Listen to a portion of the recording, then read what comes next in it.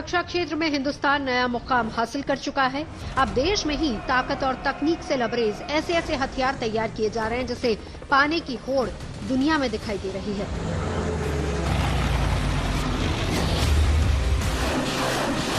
पिनाका हो, ब्रह्मोस हो,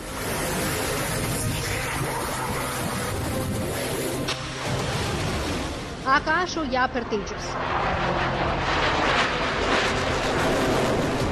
हर हथियार में वो धार है जो दुश्मन के दांव को बेकार करने का दमखम रखते हैं। भारत अब हथियारों के आयात को कम करता जा रहा है।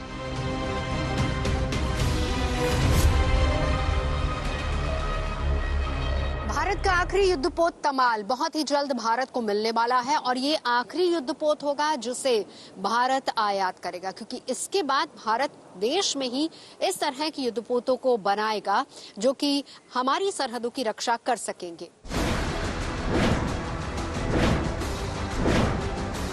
तमाल रूस में बना सबसे advance multi role stealth guided missile युद्धपोत है जिसे भारतीय नौसेना में शामिल किया जाएगा।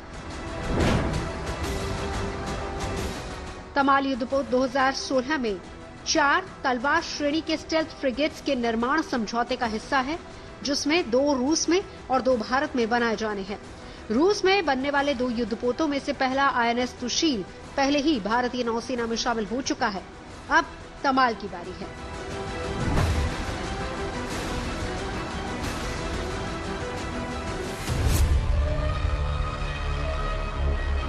न केवल भारत पर दुनिया के किसी भी कंट्री में जब तक आप अपनी खुद के वेपन सिस्टम्स नहीं बनाएंगे, आप कभी इंप्रूव नहीं कर पाएंगे। आप हमेशा दुनिया की दूसरी पावर्स के हाथ में खेलेंगे, अपने आप उनकी कठपुतली बनेंगे, अपने आप को अपग्रेड नहीं कर पाएंगे। जब बात आती है भारत ने जो ये एक नया तरीका अपनाया है कि मेक इन इंडिया में वो अपने वेपन सिस्टम्स को ना केवल बनाएगा बट अपग्रेड कर कर एक्सपोर्ट भी करेगा, तो इसमें सबसे बड़े जो 4 फायदे हैं, पहला टेक्नोलॉजी डेवलपमेंट, दूसरा एम्प्लॉयमेंट, तीसरा इकोनॉमिक गेन्स। ना केवल अपना पैसा आप बचाते हैं बट कल इनको एक्सपोर्ट कर कर आप पैसा कमाते भी हैं, और सबसे बड़ी बात, देश का नाम पूरी दुनिया में ऊपर होता है। मेरे हिसाब से नेवी के लिए स्पेशली अगर मैं बात करूं तो एक बहुत बड़ा स्टेप है। तमाल स्टेल्थ फ्रिगेट है जिसके पास विध्वंसक हथियार के साथ साथ वो टेक्नोलॉजी है जो दुश्मन को मात देने के लिए काफी है। तमाल युद्धपोत 30 नॉट्स यानी कि करीब 55 किलोमीटर प्रति घंटे की रफ्तार से समंदर में आगे बढ़ सकता है। रेंज की बात की जाए तो ये 3000 किलोमीटर तक ऑपरेशन को अंजाम देने में सक्षम है। गन और मिसाइल से लैस ये चलती फिरती किसी युद्धक मशीन जैसा है। दुश्मनों का मुकाबला करने के लिए इसमें इलेक्ट्रॉनिक वॉरफेयर सिस्टम मौजूद है। वेपन की बात करें तो इसे ब्रह्मोस मिसाइल से लैस किया जा सकता है। पानी के अंदर पनडुब्बी जैसे खतरे से निपटने के लिए तमाल को एडवांस एंटी सबमरीन और टॉर्पीडो से लैस किया गया है। स्टेल्थ की खूबियों की अगर बात की जाए तो इन खूबियों की वजह से ये युद्धपोत रडार को भी धोखा दे सकता है। स्टेल्थ गाइडेड मिसाइल फ्रिगेट्स जो हैं, हम काफी समय से इनको इम्प्रूव कर रहे हैं और बनाते चले जा रहे हैं। अगर ताकत की बात करी जाए, मुझे लगता है सबसे बड़ी ताकत यह है कि हम अपने आप खुद बना रहे हैं। ये एक अपने आप में बड़ी ताकत है। 6200 टन से ज्यादा की डिस्प्लेसमेंट वाले जो हम फ्रिगेट्स बना रहे हैं, ये एक फिनोमिनल डेवलपमेंट है। 32 के करीब नॉट की जो स्पीड है, जो अगर आमतौर पर देखी जाए 60 किलोमीटर पर आवर की स्पीड, एक बहुत फिनोमिनल स्पीड है, प्लस वेपन सिस्टम।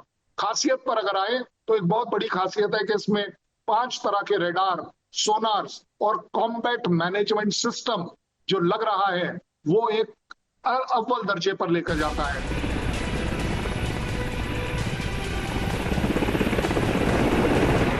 तमाल पर मल्टी रोल हेलीकॉप्टर की तैनाती की जा सकती है जो इसे निगरानी और लड़ाकू मशीनों के लिए और खास बनाता है।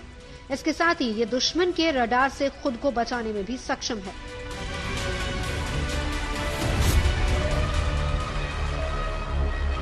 कमाल का परीक्षण रूस में फिलहाल चल रहा है, जिसके लिए 200 भारतीय नौसैनिकों को रूस भेजा गया है, जो कि इसकी टेस्टिंग को परख रहे हैं। एक बार औपचारिक रूप से जब ये भारतीय नौसेना में शामिल हो जाएगा, तो उसके बाद नौसेना की ताकत में कई गुना इजाफा होगा। भारत 2003 से तलवार श्रेणी के फ्रिगेट का संचालन कर रहा है, जिसमें से 6 मौजूदा समय में सेवा में हैं। इनमें से 4 को पहले ही ब्रह्मोस मिसाइल से लैस किया जा चुका है, वहीं बाकी 2 को अपग्रेड किया जा रहा है।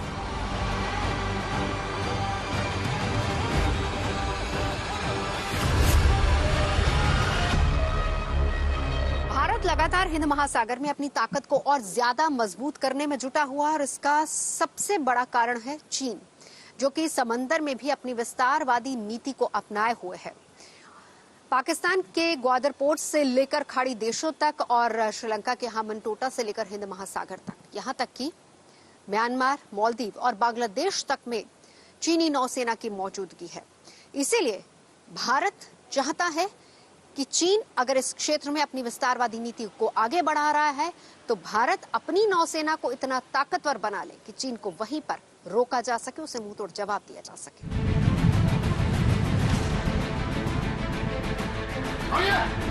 पिछले कुछ दशकों में चीन ने जिस तरह से हिंद महासागर क्षेत्र में अपनी मौजूदगी को बढ़ाया है, उससे खतरा भी बढ़ गया है। हिंद महासागर में किसी भी समय चीनी नौसेना के 6 से 8 पोत मौजूद रहते हैं। हालांकि चीन को भी पता है कि उसकी हद कहां तक है।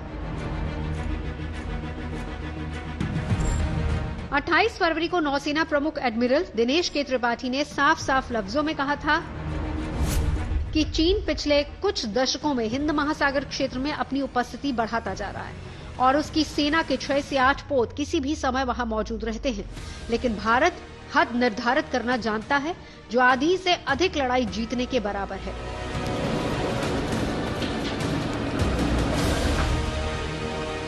हिंद महासागर भारत के लिए कितना अहम है, ये समझने की जरूरत है। दरअसल भारत का 95% व्यापार हिंद महासागर क्षेत्र से होकर गुजरता है और यहाँ चीनी नौसेना की बढ़ती मौजूदगी ने भारत के लिए चुनौतियां भी बढ़ा दी हैं। लिहाजा भारत अपने हितों की रक्षा के लिए अपनी नेवी को ताकतवर बनाने पर सबसे अधिक ध्यान दे रहा है।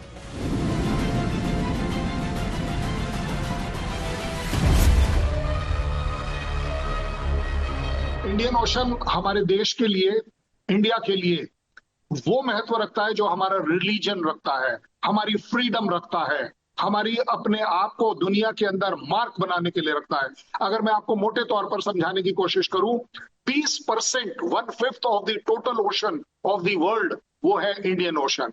80% जो एक्सटर्नल ट्रेड इंडिया का होता है वो इसके थ्रू होता है। 90% ऑयल एंड एनर्जी ट्रेड इसके थ्रू होता है। 70% वर्ल्ड के जो कंटेनर्स हैं इसके थ्रू पास होते हैं। मैरीटाइम ट्रेड वॉल्यूम जो है और ये उसके लिए जो रूट है सप्लाई चेन मैनेजमेंट का, इसको फिनोमिनल इंपॉर्टेंट माना जाता है। कमर्शियल और नॉन कमर्शियल पूरा ट्रेड इसमें होता है। मैं कहूंगा टू द एक्सटेंट फिशिंग और टूरिज्म के पॉइंट ऑफ व्यू से भी ये देश के लिए काफी इंपॉर्टेंट है। वैश्विक हालात और दुश्मन की चुनौतियों को देखते हुए भारत अपने रक्षा बजट में बढ़ोतरी तो कर ही रहा है, साथ ही आत्मनिर्भर भारत को भी धार दे रहा है। देश का रक्षा बजट 2013-14 में 2,53,346 करोड़ था, जो साल 2024-25 में 6,21,940 करोड़ तक पहुंच गया। रक्षा बजट के आंकड़ों को देखकर समझा जा सकता है कि देश की रक्षा क्षमताओं में कितनी मजबूती आई है। वित्त वर्ष 2023-24 में देश का घरेलू रक्षा उत्पादन 1.27 लाख करोड़ रुपए तक पहुंच गया है। साल 2014-15 के 46,429 करोड़ रुपए में इसमें करीब 174% की जबरदस्त बढ़ोतरी हुई। भारत का लक्ष्य 2029 तक रक्षा उत्पादन में 3 लाख करोड़ तक पहुंचना है, ताकि हम वैश्विक रक्षा मैन्युफैक्चरिंग सेंटर के रूप में स्थापित हो सके। साल 2004 से 2014 तक देश का रक्षा निर्यात 4,312 करोड़ रुपए का था। वहीं साल 2014 से 2024 तक रक्षा निर्यात 88,319 करोड़ रुपए तक पहुंच गया। यानी कि पिछले 10 साल में 21 गुना की बढ़ोतरी। दुनिया भारतीय हथियारों की ताकत और तकनीक की मुरीद हो रही है और इसकी सबसे बड़ी वजह है भरोसा, जो चीन के हथियारों पर नहीं है। वहीं लागत के मामले में भी ये अमेरिका और रूस जैसे देशों से कम है। भारत जिन हथियारों को दूसरे देशों को बेच रहा है, उनमें सबसे ज्यादा 61% युद्धपोत हैं, 20% लड़ाकू विमान, 14% सेंसर्स और 2.9% बख्तरबंद गाड़ियां, 1.1% तोप, 0.9% मिसाइल्स और 0.1% इंजन शामिल हैं। सबसे बड़ी बात यह है कि इस समय दुनिया के 42 से ज्यादा देश भारत से artillery guns, BrahMos missile, Akash missile system, Pinaka rocket launcher system, गोला बारूद, बॉडी आर्मर्स और तेजस जैसे लड़ाकू विमान खरीदने के लिए डील कर रहे हैं।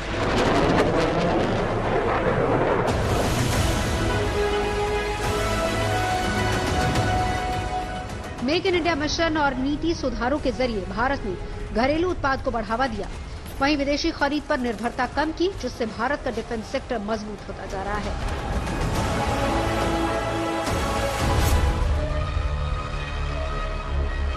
पूरी दुनिया में ये होड़ लगी हुई है कि कौन कितना तेज जाएगा और जो इसमें पीछे रह गया वो कभी भी ऊपर नहीं उठ पाएगा। मुझे लगता है कि मेक इन इंडिया इंडिया के लिए बहुत इंपॉर्टेंस रखता है, क्योंकि इसके द्वारा हम अपनी वर्ल्ड स्टैंडिंग को बढ़ाते हैं, अपनी डिफेंस फोर्सेस को एक अव्वल दर्जे पर लेकर जाते हैं। इसके द्वारा हम अपना पैसा बचाते हैं। हम इसके द्वारा जब हम इसे एक्सपोर्ट करते हैं किसी भी तरह के सिस्टम्स को, तो उसमें हम पैसा कमाते हैं। और बड़ी बात, जब आप इस तरह के काम करते हैं मेक इन इंडिया द्वारा, तो आप अपने को टेक्नोलॉजिकली अपग्रेड करते हैं पूरी दुनिया के अंदर। सो ओवरऑल अगर देखा जाए तो ये एक न केवल एसेंशियल चीज है, पर ज्यादा बड़ी बात ये भी होगी कि यस, ये अपने आप में हमारी जरूरत के अलावा हमारा मान है, अभिमान है, स्वाभिमान है। रक्षा मंत्रालय के मुताबिक भारत अब 100 से ज्यादा देशों को अपना रक्षा उत्पाद निर्यात कर रहा है। भारत का टारगेट है कि वो साल 2029 तक अपने डिफेंस एक्सपोर्ट रक्षा को बढ़ाकर 50,000 करोड़ रुपए तक ले जाए।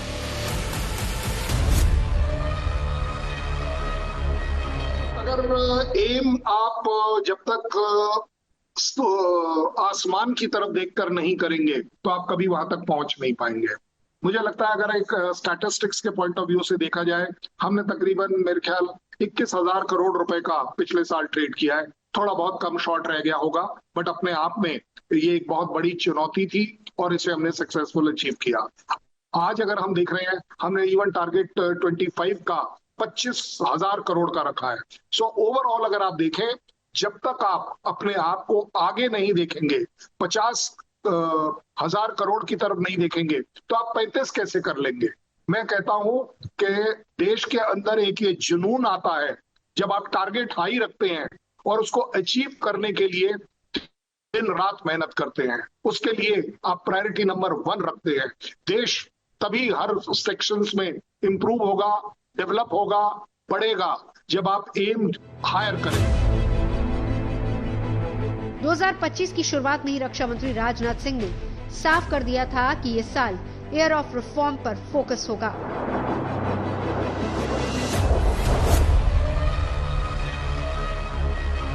इस वक्त सेना के सबसे बड़े रिफॉर्म में माना जाता है इंटीग्रेटेड थिएटर कमांड। दरअसल इसको बनाने का सबसे बड़ा मकसद ये था कि रणक्षेत्र में तीनों सेनाएं एक दूसरे के साथ तालमेल बनाकर चले, तीनों सेनाओं को एक दूसरे के साजो सामान की अच्छे तरीके से परख हो और तीनों सेनाओं के लगातार युद्धाभ्यास ये बताते हैं कि किस तरीके से थिएटर कमांड की भारत में जरूरत थी और साथ ही साथ थिएटर कमांड की वजह से रक्षा क्षेत्र के खर्च में भी लगाम लगी है। 2 साल पहले तक बजट में तीनों सेनाओं के अंगों के कैपिटल खर्च का अलग अलग ब्यौरा दिया होता था। पिछले साल से ये ब्यौरा देना बंद कर दिया गया। अब इसमें इंटीग्रेशन दिखाई देने लगा है। रक्षा बजट में कई अहम सेक्टर्स के लिए खास आवंटन किया गया है। विमान और एरो इंजन के लिए 48,614 करोड़ रुपए, नौसेना के बेड़े के लिए 24,390 करोड़, नेवल डॉकयार्ड प्रोजेक्ट के लिए 4500 करोड़ और स्पेशल प्रोजेक्ट के लिए 1731 करोड़ रुपए रखे गए हैं। हैवी और मीडियम व्हीकल्स के लिए 3650 करोड़ रुपए और दूसरे सैन्य उपकरणों के लिए 63,099 करोड़ रुपए दिए गए हैं।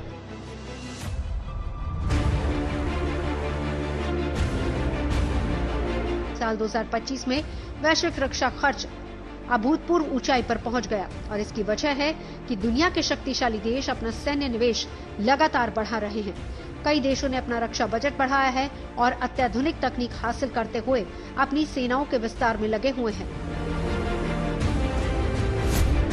ग्लोबल फायर पावर रैंकिंग के मुताबिक अमेरिका 895 अरब डॉलर के सैन्य बजट के साथ सभी से बहुत आगे है। लिस्ट में दूसरे नंबर पर चीन है, इसका रक्षा बजट 266 अरब डॉलर है। तीसरे नंबर पर रूस, जिसने रक्षा बजट के लिए 126 अरब डॉलर आवंटित किए हैं।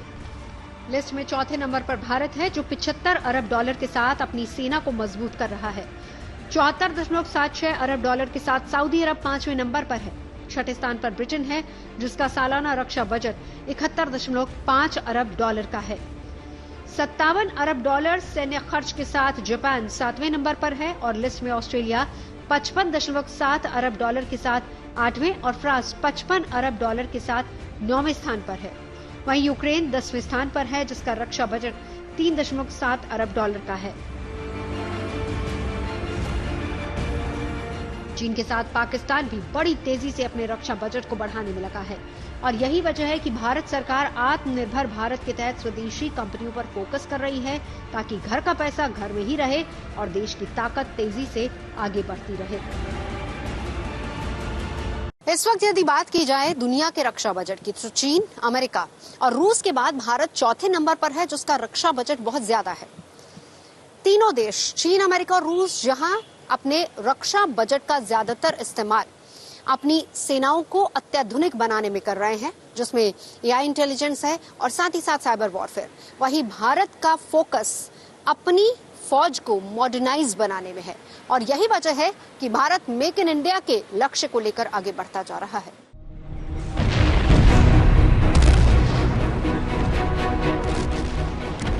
एक दौर था जब हम रक्षा क्षेत्र की हर छोटी बड़ी जरूरतों के लिए दूसरे देशों पर निर्भर थे, लेकिन आज डिफेंस सेक्टर में भारत की स्थिति धीरे धीरे ही सही लेकिन बदलती जा रही है। भारत ने 2047 तक विकसित राष्ट्र बनने का जो लक्ष्य निर्धारित किया है, उस और धीरे धीरे ही सही लेकिन मजबूती के साथ हम आगे बढ़ रहे हैं।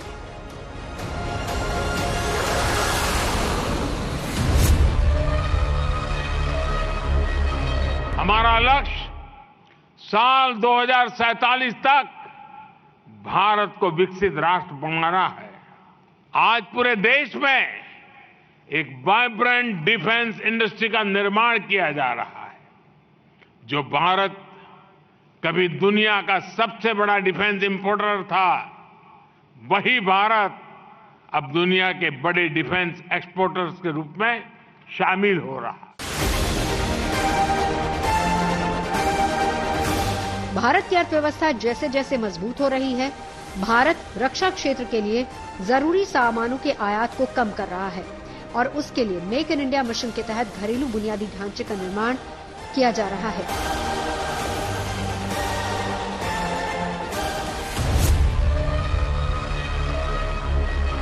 डिफेंस इंपोर्ट को कम करने का ये कतई मतलब नहीं है कि अब हमें रक्षा साजो सामान की जरूरत नहीं है, बल्कि इसका सीधे तौर पर मतलब ये है कि अब हमारी रक्षा जरूरतों को पूरा करने के लिए हम तमाम साजो सामान को अपने ही देश में बनाएंगे।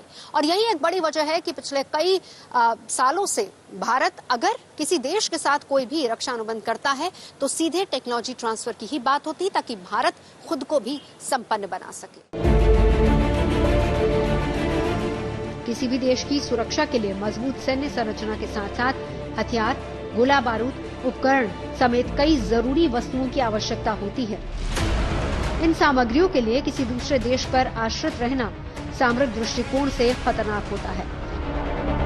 इसी को ध्यान में रखकर ज्यादातर देश अपनी शक्तियों के मुताबिक खुद के लिए आयुध फैक्ट्री लगाते हैं।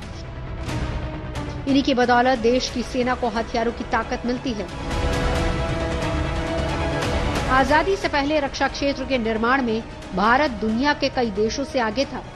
यहाँ कई आयुध कारखाने, यहाँ ऑर्डिनेंस फैक्ट्रीज हुआ करती थी।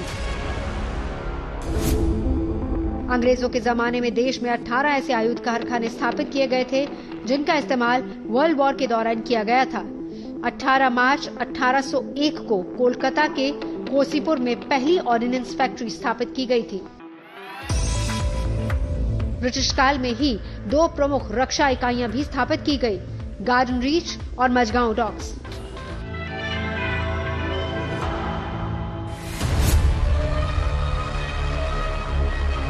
भारतीय आयुध कारखाना 41 इकाइयों का एक समूह है, जहां पर भारतीय सेना के लिए तमाम साजो सामान जैसे कि गोला बारूद, वेपन्स, इसके अलावा ड्रेसेस, सब कुछ तैयार होता है और यहीं से इन तमाम चीजों की सप्लाई सेना को की जाती है। ऑर्डिनेंस फैक्ट्री के प्रमुख ग्राहक हैं हमारी तीनों सेनाएं। सेना को हथियारों की आपूर्ति के अलावा आयुध फैक्ट्री केंद्रीय अर्धसैनिक बलों और राज्य पुलिस बल को भी साजो सामान बेचती है। ऑर्डिनेंस फैक्ट्री सरकार की वो ब्रांच है जो वेपन्स की research and development, testing, producing, logistic का प्रदर्शन और मार्केटिंग करती है। इसके तहत गोला बारूद, यूनिफॉर्म, बुलेट प्रूफ व्हीकल्स और माइन रेजिस्टेंस व्हीकल की सप्लाई होती है। ऑर्डिनेंस फैक्ट्री देश की जान है। ऑर्डिनेंस फैक्ट्री हमारी जरूरत है। देश की तीनों सेनाओं के लिए ऑर्डिनेंस फैक्ट्री उस मां की तरह है जो अपने उन बच्चों को न केवल पढ़ाती है और प्रोग्रेस कराती है। अपने आप में किसी भी तरह का कोई वेपन सिस्टम आप ले लीजिए, उसका जो ब्रेन बिहाइंड है वो DRDO जरूर होता है और उसके द्वारा आप देखते हैं कि आपकी इंडस्ट्री में प्रोग्रेस आता है, आपकी इकोनॉमी में इजाफा आता है, आपकी टेक्नोलॉजिकल डेवलपमेंट में इजाफा आता है, आपका जो एजुकेशन स्टैंडर्ड है उसमें भी एक तरीके का इजाफा आता है। एक अपने आप में जिसको बोलते हैं कि अनकन्वेंशनल तरीके से जब आप चीजों को कर पाते हैं तो वो DRDO जैसी जो रिसर्च लैब्स हैं, ऑर्गेनाइजेशंस हैं, वहीं पर ये पॉसिबल होता है।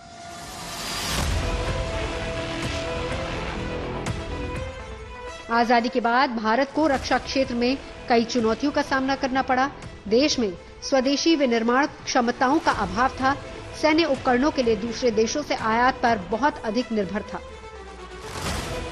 हालांकि 1958 में DRDO यानी कि रक्षा अनुसंधान और विकास संगठन की स्थापना जैसी प्रमुख उपलब्धियों ने तकनीकी प्रगति के लिए एक मजबूत आधार प्रदान किया।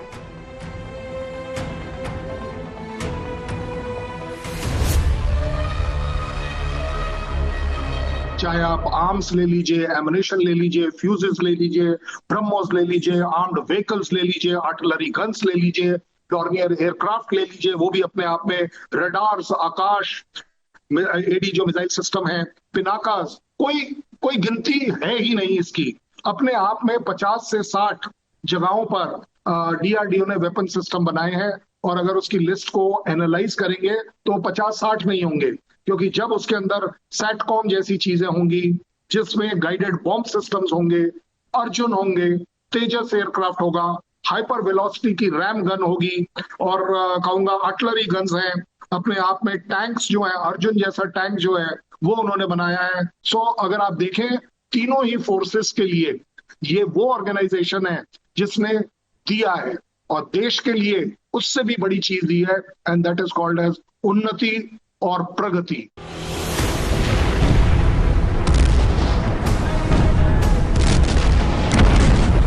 साल 1962 में जब चीन से युद्ध में हमें अच्छे परिणाम नहीं मिले, तब भारत सरकार ने भविष्य की जरूरतों को समझा और कुछ अहम कदम उठाने का फैसला किया।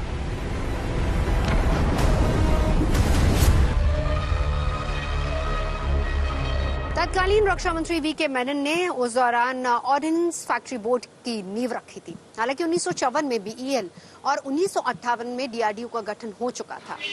1962 के मुकाबले इस वक्त भारत के पास अत्याधुनिक हथियार हैं, हमारे पास अच्छे फाइटर प्लेन्स हैं, मिसाइल शक्ति से हम पूरी तरह से लैस हैं और साथ ही साथ परमाणु संपन्न देश कहलाते हैं।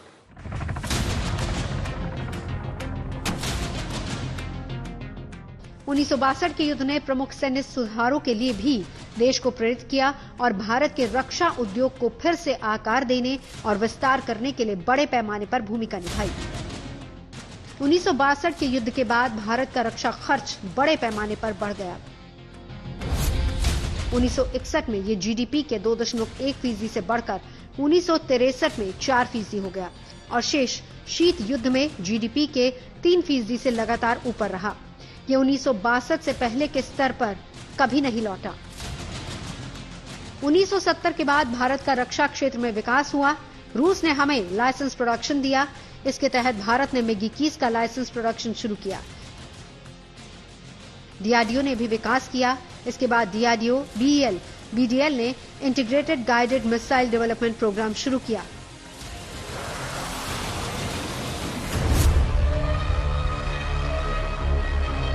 एक जनवरी एक फाउंडेशन डे के तौर पर डीआरडीओ मनाता है, जो कि 1958 में इसको एस्टैब्लिश किया गया था और इसमें उस समय की 3 ऑर्गेनाइजेशंस को मिलाकर किया गया था। Defence science organisation, defence technical development establishment जिसको बोलते हैं DTD, और directorate of technical development and protection, that is DTDP। ये तीनों को मिलाकर बनाया गया था और इस साल हमने मेरे ख्याल 67th फाउंडेशन डे इसको सेलिब्रेट किया है। इसके फादर होने की, जो फादर ऑफ डीआरडीओ को माना जाता है, अविनाश चंद्र जी, जिन्होंने अपने टाइम में एक बहुत बड़ा काम किया कि डीआरडीओ को मिलाकर एक देश के लिए कंबाइंड फोर्स इकट्ठी कर दी। भारत ने आत्मरक्षा को लेकर 18 मई 1974 को पोखरण में पहला परमाणु परीक्षण किया। इसके साथ ही भारत अमेरिका समेत तमाम ताकतवर मुल्कों की नजर में आ गया। 24 साल बाद तमाम अंतर्राष्ट्रीय विरोधों को नजरअंदाज करते हुए 11 और 13 मई 1988 को पोखरण में परमाणु परीक्षणों को अंजाम देकर दुनिया को अपनी ताकत का एहसास करा दिया।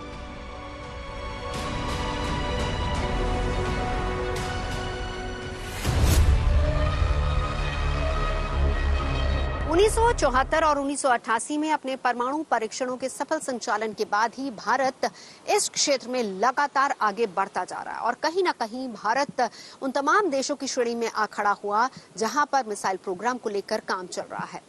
अग्नि, पृथ्वी जैसी मिसाइलें ये एक ऐसी मिसाइल है जो कि भारत को रक्षा के क्षेत्र में संपन्न देश बनाती है।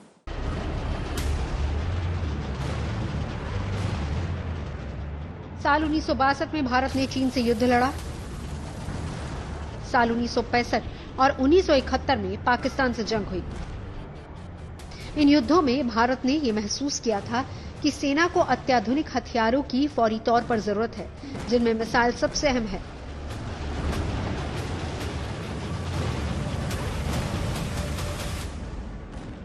उस वक्त तक दुनिया भर में सिर्फ 4 देश ही ऐसे थे जिनके पास अपने मिसाइल सिस्टम थे, जिनमें चीन के पास डोंगफेंग मिसाइल सिस्टम, अमेरिका के पास लांस मिसाइल सिस्टम, सोवियत संघ के पास स्कड मिसाइल सिस्टम और इजराइल के पास जेरिको मिसाइल सिस्टम था।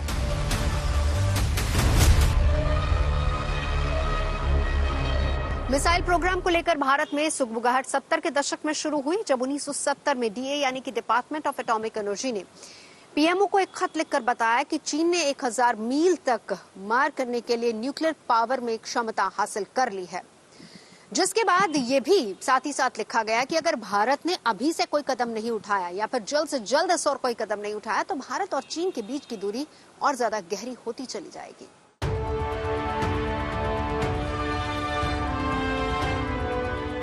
उसी साल सोवियत सूत्रों ने भारतीय अधिकारियों को बताया था कि चीन 1 मेगाटन तक की पेलोड कैपेसिटी हासिल कर चुका है।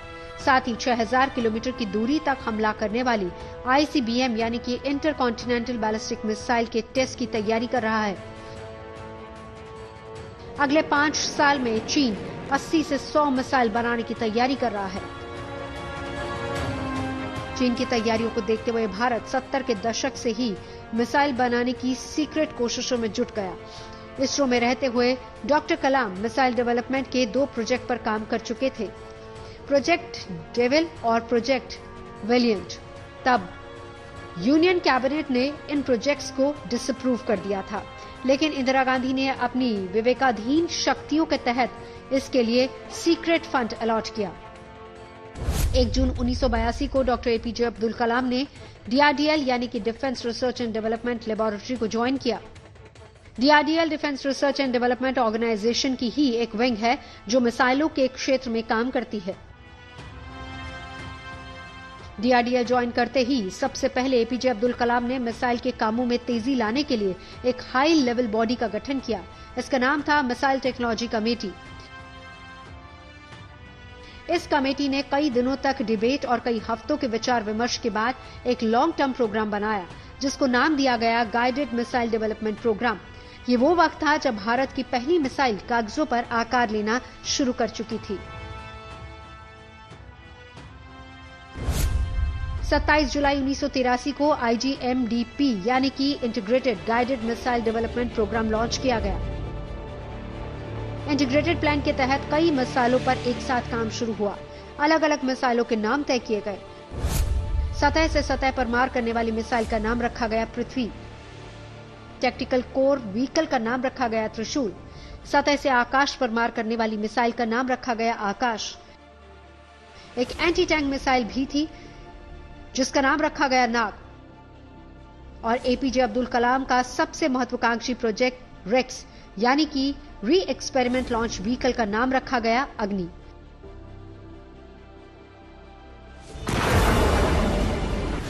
Defence research and development laboratory के करीब 2000 कर्मचारियों के लगातार काम करने के बाद 1987 में आखिरकार पृथ्वी मिसाइल का निर्माण अपने आखिरी चरणों में पहुंचा। तब सिर्फ लॉन्चिंग करने की तैयारी बची थी। बालासोर की टेस्टिंग रेंज निर्माणाधीन थी और इसीलिए स्पेशल अरेंजमेंट के तहत श्रीहरिकोटा की रेंज से इसका परीक्षण किया गया और पृथ्वी मिसाइल पहली देश की सतह से सतह पर मार करने वाली मिसाइल बनी। 1, 2 पृथ्वी की लॉन्चिंग के बाद भारत ने मिसाइल निर्माण के क्षेत्र में वो मुकाम हासिल कर लिया जहां दुनिया के ताकतवर देश खड़े थे।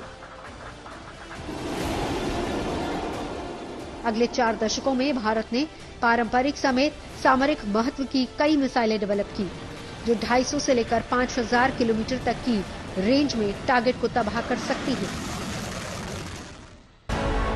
आज भारत के पास अग्नि सीरीज की मिसाइल है। पृथ्वी से लेकर धनुष, शौर्य, K-15 सागरिका और निर्भय जैसी बैलिस्टिक मिसाइलों का दमखम है। Integrated guided missile development programme के तहत तैयार की गई इन मिसाइलों की ताकत इतनी जबरदस्त है कि दुश्मन इनके सामने टिक नहीं पाएगा।